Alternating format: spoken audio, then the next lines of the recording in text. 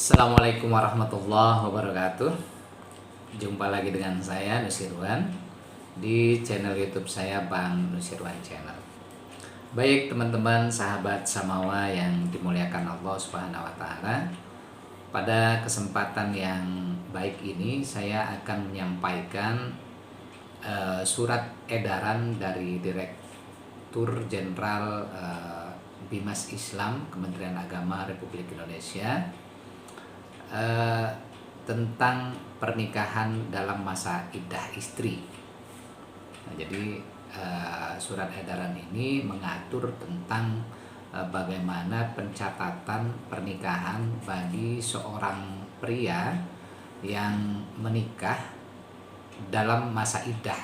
Ya, mereka baru selesai pisah dari pengadilan agama. Kemudian dalam masa iddah istrinya, si laki-laki ini mau nikah lagi dengan perempuan lain. Nah, bagaimana prosedurnya, pencatatannya, nah, ini diatur dalam surat edaran nomor P/005 garis miring DJ titik 3 Romawi garis miring HK.00.7 garis miring 10 garis miring 2021. Nah, apa saja isi dari surat edaran Dirjen Bimas Islam Kementerian Agama Republik Indonesia nomor 10 tahun 2021 ini? Ikuti terus video ini dan jangan lupa like, komen, dan subscribe.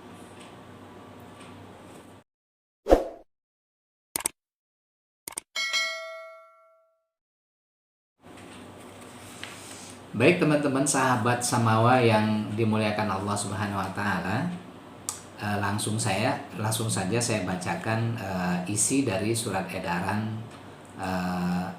Dirjen Bimas Islam Kementerian Agama Republik Indonesia nomor P/005 garis miring DJ titik 3 Romawi garis miring HK.00.7 garis miring 10 garis miring 2021 tentang pernikahan dalam masa iddah istri.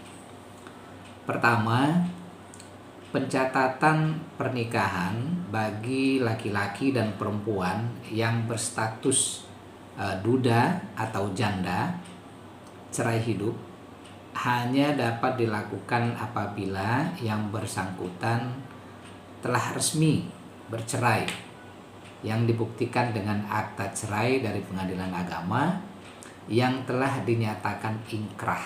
Ingkrah itu adalah memiliki ketetapan hukum tetap. Kemudian yang kedua, poin yang kedua dari surat edaran ini, ketentuan masa iddah istri akibat perceraian ini merupakan kesempatan bagi kedua belah pihak, baik suami dan istri, untuk berpikir ulang untuk membangun kembali rumah tangga mereka yang terpisah karena perceraian.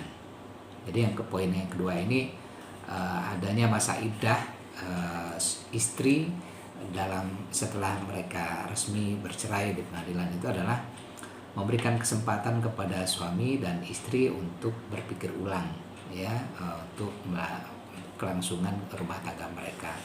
Apakah mereka mau rujuk atau memang dari hasil berpikir selama masa iddah itu mereka memutuskan berpisah selamanya atau seperti apa. Kemudian poin yang ketiga, laki-laki bekas suami dapat melakukan pernikahan dengan perempuan lain apabila telah selesai masa iddah bekas istrinya. Nah, jadi dalam surat edaran ini menegaskan bahwa selama, khususnya di poin ketiga ini ya, selama masa iddah istri setelah pasca mereka resmi bercerai dari pengadilan, maka laki-laki itu tidak boleh menikah dengan wanita lain. Nah, ini mengunci ya. Jadi selama istri itu belum habis masa iddahnya, suaminya juga, ya, ex suaminya ini juga tidak boleh menikah dengan dengan perempuan lain.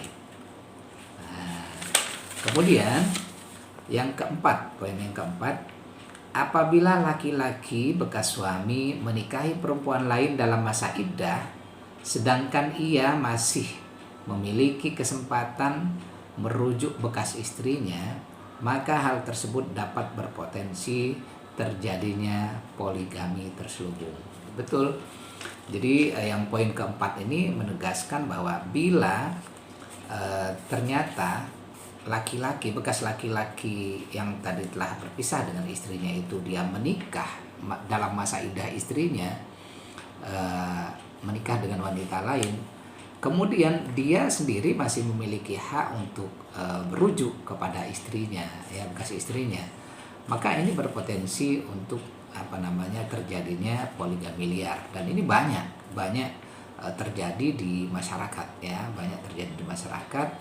Dan banyak juga yang akibat poligami liar ini wanita banyak yang menjadi korban gitu ya. Maksudnya dalam hal ini adalah dari segi ekonominya misalnya, kemudian dari segi kebahagiaannya, dari segi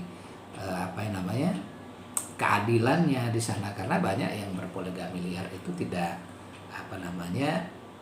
memenuhi syarat dalam berpoligami, di mana di antara syarat berpoligami itu adalah adil, dia mampu berlaku adil kepada pasangannya, ya, kemudian dia juga bisa memberikan nafkah lahir batin kepada pasangannya itu secara adil, kemudian ekonominya juga, ya, kepada masing-masing istrinya itu juga berlaku adil. Nah, ini tidak terpenuhi gitu dalam banyak kasus pernikahan poligami liar, ya, atau poligami terselubung di tengah masyarakat.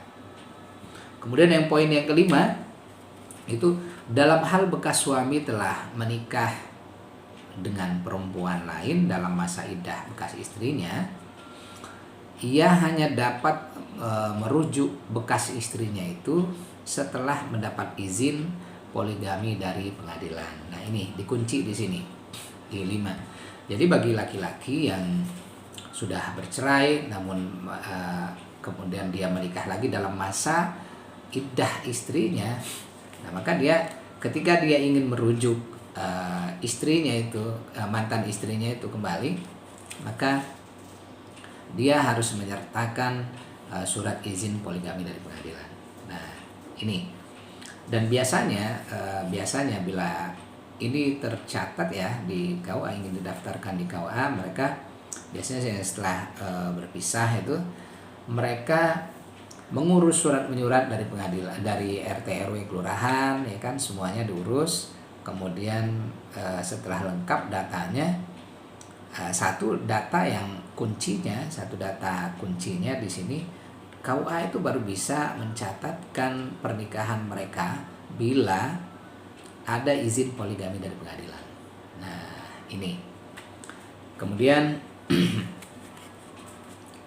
pada saat surat edaran ini mulai berlaku, maka surat edaran Direktur Jenderal Pembinaan Kelembagaan Agama Islam nomor DIV/17/1979 tanggal 10 Februari 1979 tentang masalah poligami dalam iddah dicabut dan dinyatakan tidak berlaku. Nah, surat edaran ini ditetapkan di Jakarta dan ditandatangan oleh Direktur Jenderal Bimas Islam Bapak Kamarudin Amin pada tanggal 29 Oktober 2021. Jadi dengan beredarnya surat edaran ini, maka secara otomatis surat edaran ini berlaku di seluruh Indonesia dan berlaku di seluruh KUA, dan wajib dipatuhi dan diikuti oleh semua masyarakat yang ingin menikah, khususnya bagi yang ingin menikah dalam masa iddah istri, ya. Nah, ini harus menjadi perhatian bersama. Nah, itu mungkin, ya, teman-teman, tentang surat edaran nomor 10 tahun 2021 ini. Mudah-mudahan informasi ini bermanfaat. Terima kasih atas kesediaan teman-teman, sahabat Samawa semuanya telah menyaksikan video ini. Jangan lupa like, comment, dan subscribe biar saya lebih semangat lagi memberikan informasi-informasi yang lainnya berikutnya ya. Terima kasih. Assalamualaikum warahmatullahi wabarakatuh.